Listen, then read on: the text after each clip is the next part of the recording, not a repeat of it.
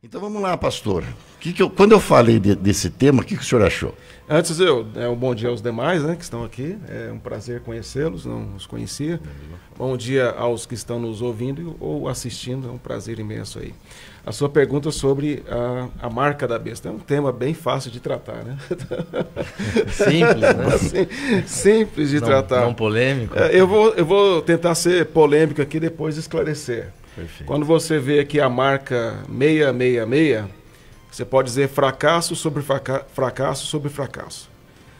O símbolo, o significado, e aí eu vou explicar depois, da ideia de 666, para Satanás é fracasso sobre fracasso sobre fracasso.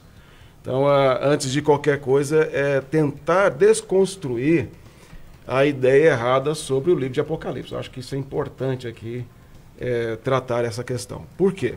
Quando a gente vai lá no capítulo 1 de Apocalipse, no capítulo 1, o apóstolo João, no verso 3, 1:3, ele diz: bem-aventurados aqueles que leem e aqueles que ouvem as palavras da profecia e guardam as coisas nela escritas, pois o tempo está próximo. Então João diz que são felizes, bem-aventurados, as bem-aventuranças, né? Jesus falou sobre elas. Bem-aventurado é aquele agraciado, altamente abençoado.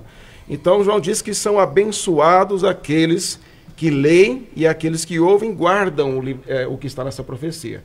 Ou seja, esse livro não foi escrito por João para causar medo à igreja.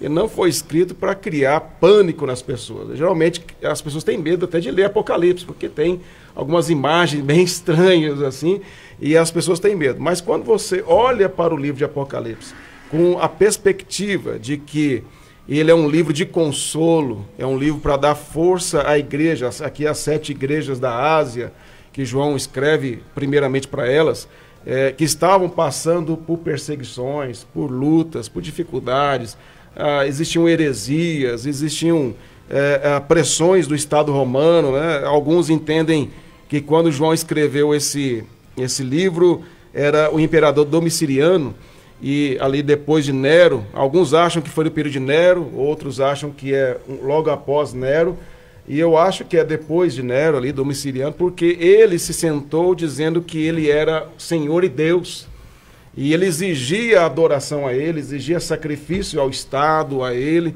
e então exigia que as pessoas apresentassem um certificado de que elas realmente adoraram o imperador.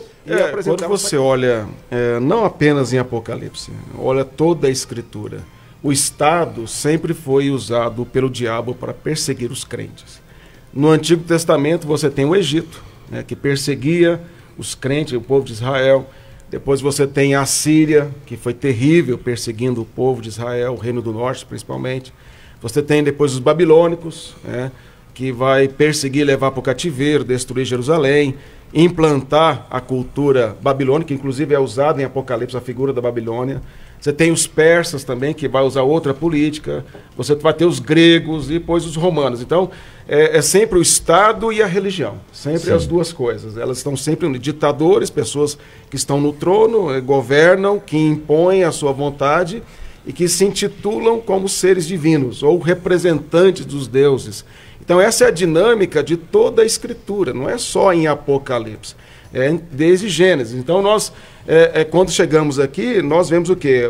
Seja Nero ou Domiciano, eles estão impondo o seu governo, eles querem ser adorados como sendo semideuses ou representantes o imperador era como se fosse filho de Zeus, né? E aí quem não fizer isso não é leal ao Estado. Aí você fez aquela pergunta.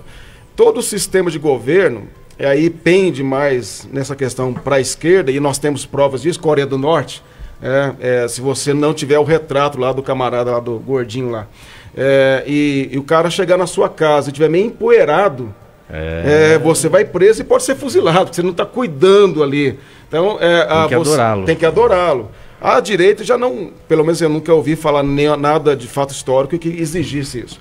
Mas também tem os seus erros. Toda ideologia, sem entrar em outro ponto, toda ideologia é idólatra, porque ela apresenta um ideal para a humanidade, e o ideal só é o Evangelho, só o reino de Cristo.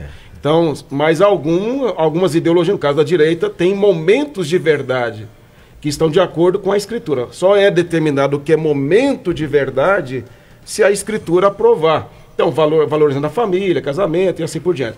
Já na esquerda, fechando parênteses aqui, eu nunca encontrei momento de verdade. Então, é só imposição, um sistema anticristão. Eu até toquei nesse assunto, porque hoje a gente... Até está no 13 aqui, mas não foi João que fez aqui. A gente vem muito discutindo a questão da liberdade, há muito desejo do poder constituído de controle, né, das mídias, controle da opinião. E lógico, a gente não pode confundir a liberdade com a libertinagem, né? Mas a gente percebe um movimento muito forte, notadamente no nosso país, né, doutor Siddhartha? Então, acho que com certeza. Glauber, você não vai falar nada, mas Glauber? Você sabe que, da maneira com que vocês estão dizendo, eu escutei de uma pessoa, naquela época, muito rica, mas muito rica. E ele dizia o seguinte, experiência de vida. Naquele momento ele estava muito bem financeiramente, era milionário. E ele falava o seguinte, o ser humano, independente se ele é da direita ou da esquerda, você só conhece o ser humano, aquela pessoa, quando ela tiver dinheiro e poder. Sim. A hora que ela tiver dinheiro e poder, aí ela é capaz de tudo. Como essa história da Coreia do Norte, que eu realmente ouvi. Quer dizer, ele se acha o Deus na Terra, né? Sim. É uma pena, mas existe ser humano ainda assim, né? Exatamente. Mas é uma cultura já de governo, é outra história, né?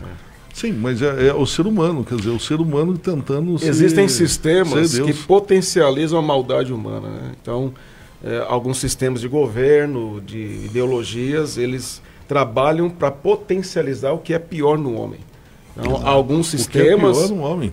Alguns sistemas ideológicos. Casamento com criancinha, com menina de 4 anos, coisa absurda. Agora, existem outros sistemas que não são ideais, têm as suas falhas, os seus erros, porque só a Escritura só o Evangelho mas cria freios morais, éticos, e que então essa é a questão, né?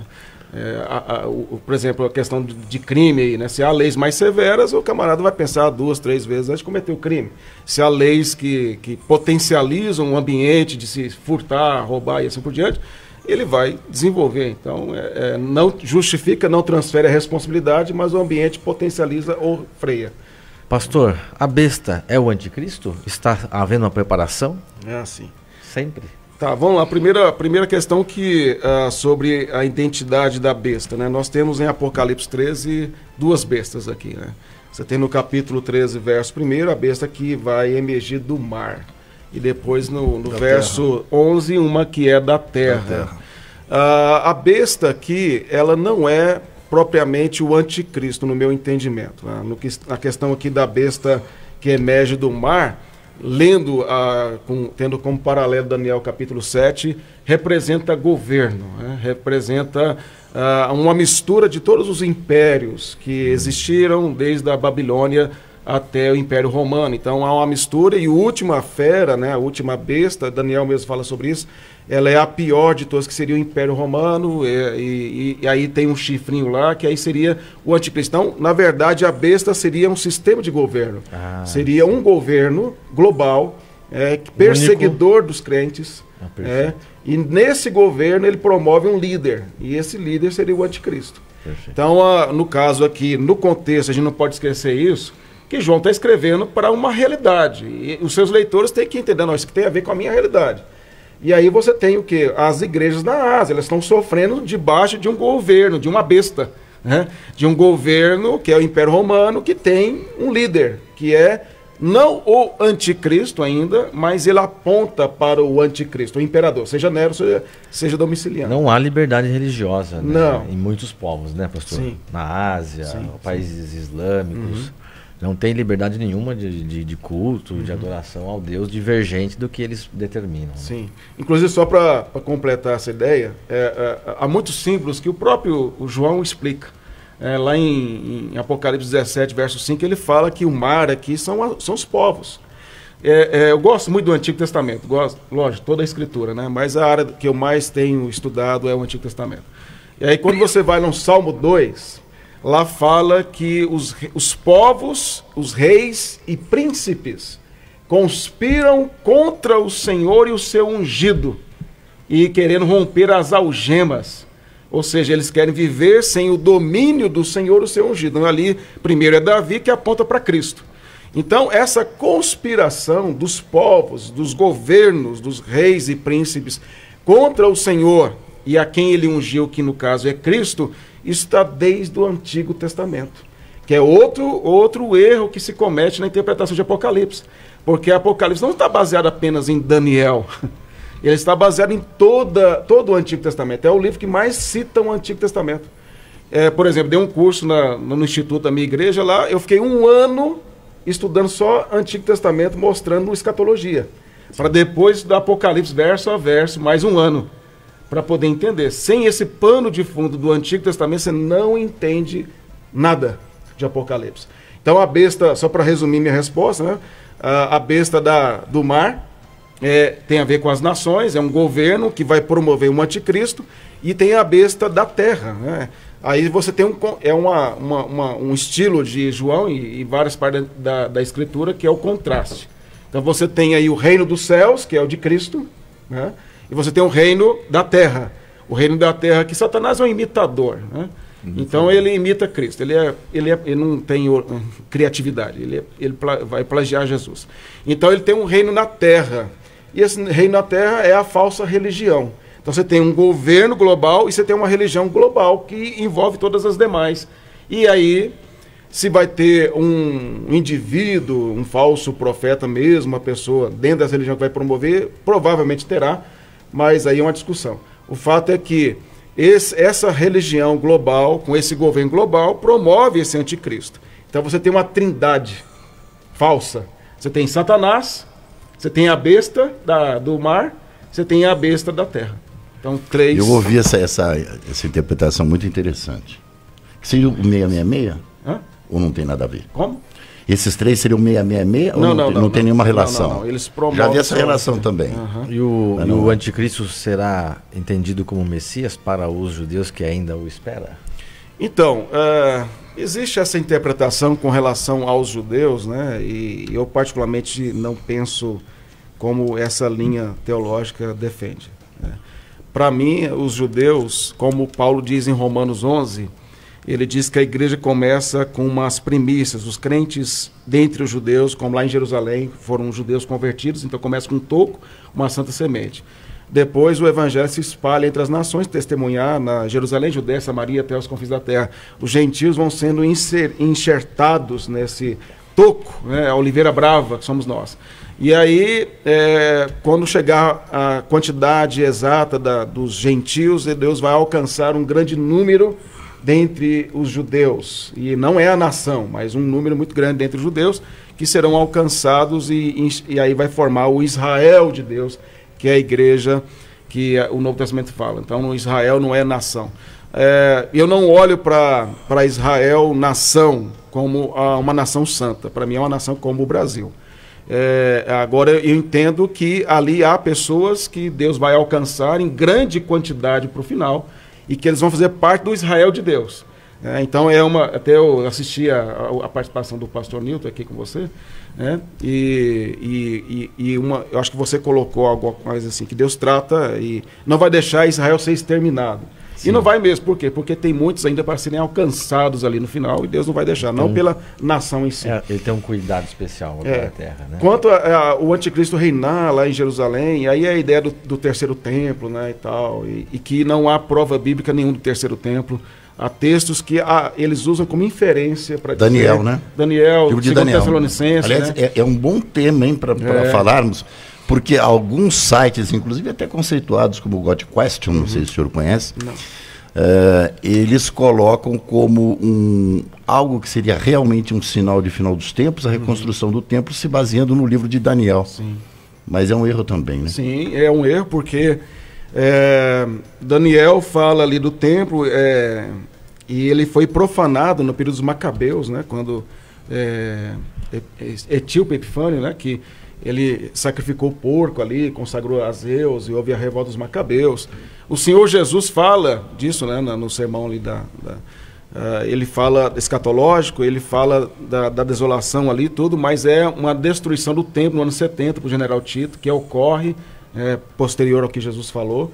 E a referência do anticristo sentar no santuário, que seria o texto, ao meu ver, olhando superficialmente, 2 Tessalonicenses, capítulo 2, diz que ele vai sentar no santuário de Deus e tal, e proclamar-se, né, Cristo e tal. Aí então entendem que seria o templo, mas o templo, por exemplo, o local do templo é um lugar islâmico.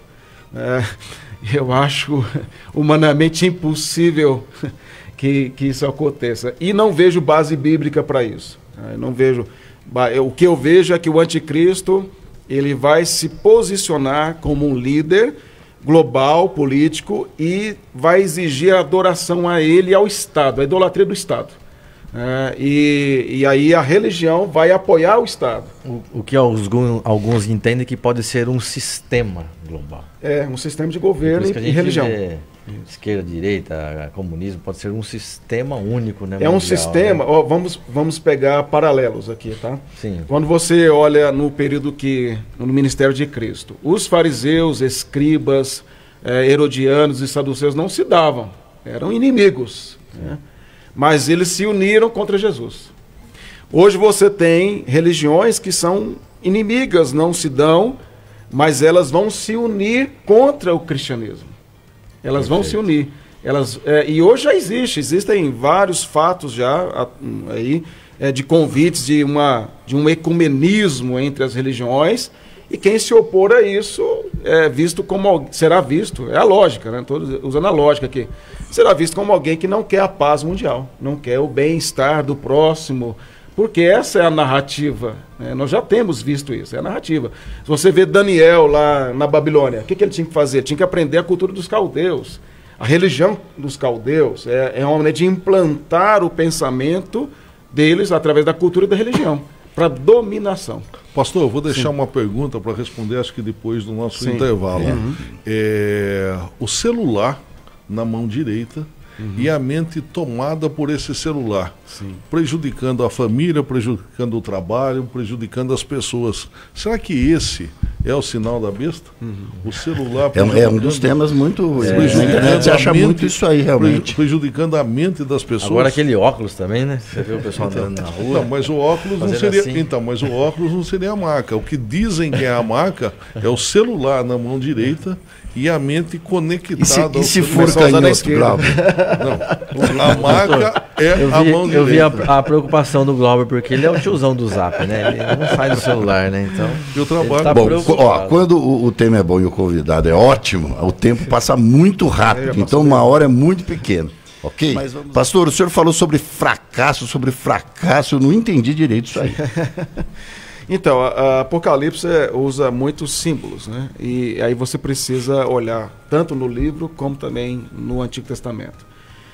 Quando você olha em Gênesis, você vê que o número 6 está relacionado ao dia em que o homem foi criado.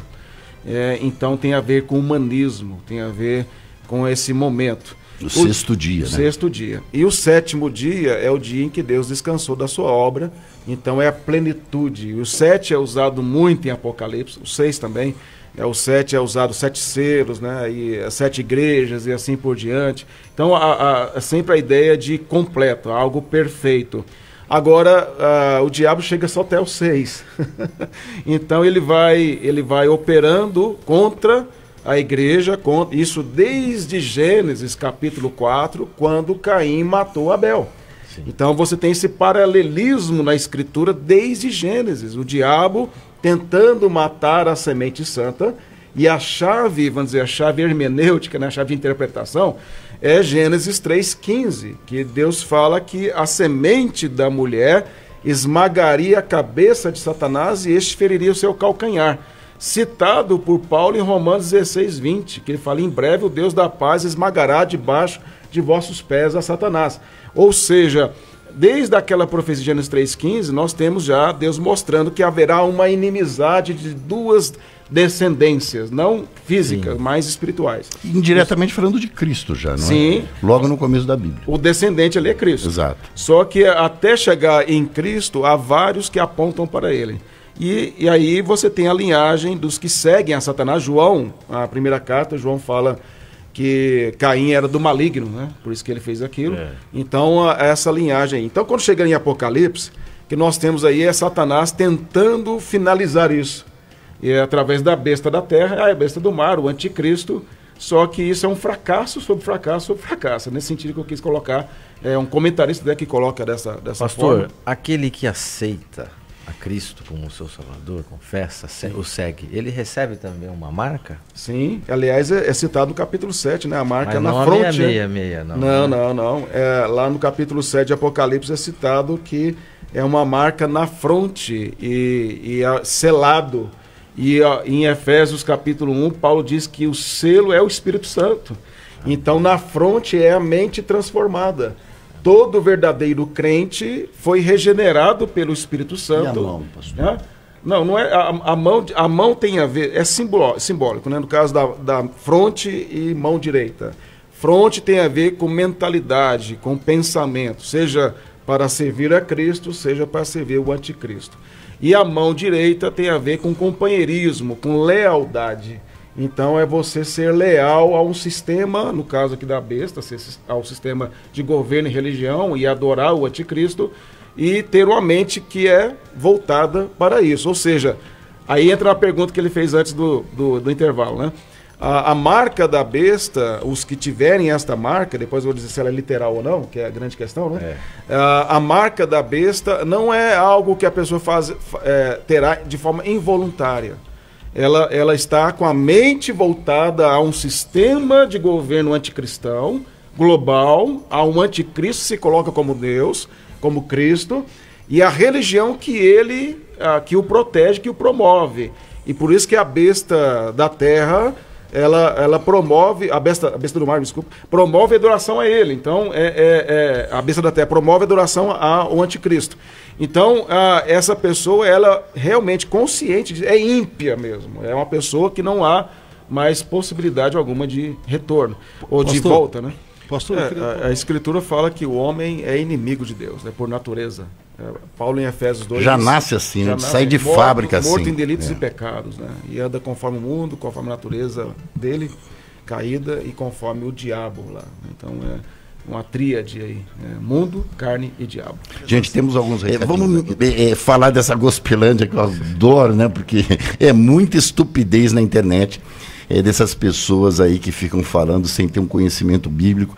É dolorido, mas enfim, a vida é assim, né? As pessoas estão sensíveis. Pastor, posso tocar não sei se o senhor vai terminar. Eu acho que seria, não sei se vai vir essa pergunta, né? Mas eu acho que é importante falar que a Bíblia não tem pegadinha, em que você, sem saber, vai ter a marca da besta e está perdido e amaldiçoado, né? Como alguns acham. E aquela pergunta celular, né? Ou chip, ou código de barra, tatuagem, né? E assim por diante. Né? Nós temos que entender que quando João escreve, já citei isso, né? Havia um certificado que era feito, um sacerdote, testemunhando que aquela pessoa adorou o Estado, adorou o imperador e os deuses do império. Então, se vai ter literalmente alguma marca, eu não posso dizer isso porque não sei. A Bíblia não deixa claro quanto a isso. Ela dá umas dicas, mas não esclarece totalmente. Né? Agora, vamos imaginar o seguinte. Paulo diz em 2 Tessalonicenses capítulo 2 que algumas coisas têm que vir antes desse momento do anticristo. E a apostasia é uma delas, né? Um abandono global do evangelho, quando vai parecer que a igreja nem existe mais. Mas ela nunca vai deixar de existir, porque as portas do inferno não prevalecerão contra ela, porque é Cristo que a edifica. Mas vai ser como nos dias de Elias, né? Parece que não tinha mais ninguém, só eu fiquei, Senhor. Mas sempre Deus mantém os seus. Então haverá uma apostasia, haverá um governo global, anticristão, haverá um governante, pelo que tudo indica, né?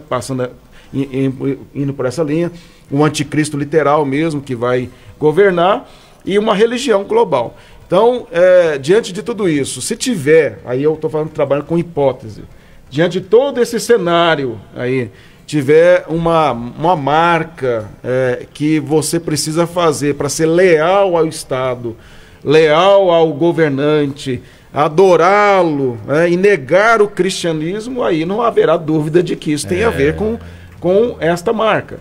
Então, ou seja, vai ser algo muito claro, não há dúvida disso. Ou seja, se eu não fizer isso e não adorar o governante, o Estado, a religião dele, não negar o cristianismo, eu vou ser morto, eu não vou comprar e tal. E aí não haverá dúvida. Mas enquanto isso não acontece, pode ficar tranquilo, não tem nada disso. Usa o celular com moderação, essas coisas só trazem alienação. Pastor, a gente vê aí caminhando para o dinheiro digital, as pessoas vão ter um sistema único de cadastro com o seu CPF, todas as informações, todas as movimentações de redes sociais, bancárias. E se o imperador lá achar que ela não está servindo o Estado da maneira correta, ele já vai fazer algo que caminha, né? Sim, sim. Faz um bloqueio, a pessoa... Ela, num momento só, ela está bloqueada para tudo da sociedade, para qualquer movimentação dela, que precisa, de financeira, de ir e vir, de comunicação. A gente já vê até alguns sinais nesse sentido, né? E vai ter que passar por isso, que a gente sabe que já é tudo uma preparação para a vinda do Messias, né? O cenário, ele vem sendo, como já disse, sendo construído há muito tempo, né? Você pegar o período aí do próprio Império, depois você pega um período aí de Hitler, Stalin, você tem aí a Segunda Guerra Mundial, você tem todo se não tivesse ocorrido os aliados ali e tal, teria tido um outro desfecho. Então, esse cenário vem ocorrendo. Os reformados, por exemplo, entendiam que eles eram perseguidos pelo catolicismo romano e achavam que eram. Então, há vários períodos da história em que tudo indicava ser. Então, agora, nós temos uma tecnologia que nunca antes houve, né? Então, existe um cenário sendo feito. Agora, o que tem que trazer, e essa é a mensagem de Apocalipse, é que Deus governa a história. A história é palco das suas ações redentoras em favor do seu povo. E é isso que João está dizendo, olha, não fiquem desesperados, não pensem que o diabo vai vencer, ele vai ter vitória em alguns momentos, a besta vai matar, como é dito aqui, a besta do mar, vai ter perseguição, vai prevalecer por um momento, mas olha como termina aqui, quando fala da besta do mar, aqui está a perseverança e a fidelidade dos santos. Então os crentes vão se manter fiéis, independentemente porque Deus vai preservá-los em meio a tudo isso. E aí, quando Cristo vier, é dito por Paulo que ele vai acabar com o anticristo com um sopro. Acabou. É tão assim, tão perigoso, tão poderoso comparado a Cristo que ele faz assim. Uma mal que prevaleça. Acabou. Pela nossa ignorância, né? Mas falam que o anticristo já estaria entre nós. O senhor já deve ter ouvido isso aí algumas vezes. O João fala do espírito do anticristo, e quando João diz na primeira carta, ele está falando ali do gnosticismo que estava inicial ali no primeiro século, e que negava Jesus, a encarnação de Cristo. Então, esse espírito do anticristo, ou alguns tipos de Cristo, de anticristo, já surgiram e surgem. Jesus falou de alguns que iriam se declarar Cristo, né, aqui, ali e tal. O Henrique Cristo. Veja, lembra que eu falei no início que o diabo é o imitador de Cristo, né? Então, assim como no Antigo Testamento, vários profetas, sacerdotes e reis apontavam para Jesus como rei, profeta e sacerdote, eram tipos de Cristo, o sacrifício apontava para Jesus. Então, também Satanás tem aqueles que apontam para o anticristo. Então, na verdade, não é que eu não creio que o anticristo esteja aqui, mas que há um espírito do anticristo, sim, sempre existiu desde a queda.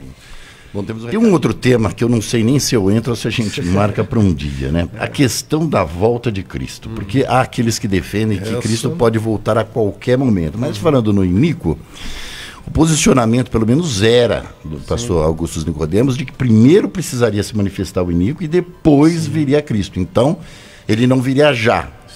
Esse é o assunto complexo, né? Sim, e não é posição dele, né? É de Paulo, né? Dele é por causa de Paulo. 2 Tessalonicenses, capítulo 2. Paulo deixa bem claro ali para a igreja, porque alguns já diziam que Jesus estava voltando e até pararam de trabalhar. E Paulo diz, não, quem não trabalha não coma. Então, nem ajuda esses que estão querendo trabalhar. Então, Paulo diz que não é possível Jesus voltar enquanto não tiver a apostasia e o iníquo se revelar. Isso é fato. Ele não virá antes disso. Não tem jeito. É bíblico. Quando será aí? Mas se aproxima cada vez mais. Sim. Eu já vi interpretação, inclusive essa apostasia dessa passagem bíblica, falando como a retirada da igreja. Tem umas coisas assim. Não. Mas tem. Assim, existem... Vamos falar de arrebatamento no outro programa. Esse é um assunto legal, hein? É um assunto muito bom. Secreto ou não, né? E essa questão da volta de Cristo. Existem muitos assuntos interessantes. Depois do fato lá de Salvador, que a Ivete rebateu a Baby, o trio dela quase virou, pegou fogo. Ela falou, Olha, doutor eu vou Elton, macetar, sinceramente, eu né? não creio que isso seja uma resposta do Você céu. acha que- Não, eu acredito que isso seja uma coincidência. Mas Já acho que eles outros ficaram fatos- muito tensos. Houve outros fatos também, um que era um diabão no carnaval e pegou fogo, não sei, eu não acredito, eu acredito que isso aí são coincidências e que é uma exploração, uma especulação em cima desse fato, e dá uma por ela polêmica, ser né? famosa e dar Claro, essa claro. polêmica. Então, pelo menos esse é o meu posicionamento. Perfeito. Mas que é uma coincidência, uma experiência que ela tem de quantos anos de carnaval e de repente quase virar, a imagem estava Você clara. quer saber uma coisa sobre a ira de Deus, né? A gente sempre pensa na ira de Deus como uma intervenção direta e fogo e tal. Isso vai ser no juízo. Mas Paulo diz em Romanos capítulo 1 sobre uma outra manifestação da ira de Deus contra toda impiedade e perversão dos homens, que é Deus entregar os homens às suas próprias paixões. Sim. Então, o carnaval é a manifestação da ira de Deus. Deus deixa eles se autodestruírem. E isso não é que Deus está cego a isso, ao contrário, Deus está irado contra isso e ele deixa acontecer coisas como essas, de carnaval, de promiscuidade, porque é a maneira dele manifestar sua ira, conforme Romanos 1. Eu gostaria de Pulou o carnaval, doutor Cidade? provocar você a amar as Escrituras, né? Paulo diz que toda a Escritura ela é inspirada por Deus e ela é útil para o ensino, repreensão, correção e educação na justiça. O Salmo 19 diz que a lei do Senhor é perfeita e dá sabedoria aos simples, e que ela é mais preciosa do que ouro depurado e mais doce que favos de mel. Você não precisa de nada além das Escrituras. Ela é a palavra de Deus, ela é a espada do Espírito, ela penetra a alma, espírito, juntas e medulas, ela dá sabedoria no nosso viver, nos torna peritos no viver. Então, se você quer ter uma vida abençoada, uma vida que as bênçãos te alcançarão, como está em Deuteronômio 28, obedeça à voz do Senhor através das Escrituras. Ande com Ele, apesar que você possa passar por aflições, por lutas, porque isso vai acontecer. Mas você será um bem-aventurado, uma bem-aventurada, e vai sobreviver às pressões que o mundo impõe sobre você, e terá esperança e perseverança, mesmo com as dificuldades, ainda que o anticristo se manifeste na nossa geração, ou Deus vai nos preservar. Com esses que assim dizem, pregadores do Evangelho, eles vão se unir ao sistema anticristão quando ele aparecer. Eles não são pregadores do Evangelho, são pregadores de autoajuda. Então, ame a palavra de Deus e siga o Evangelho conforme a Escritura.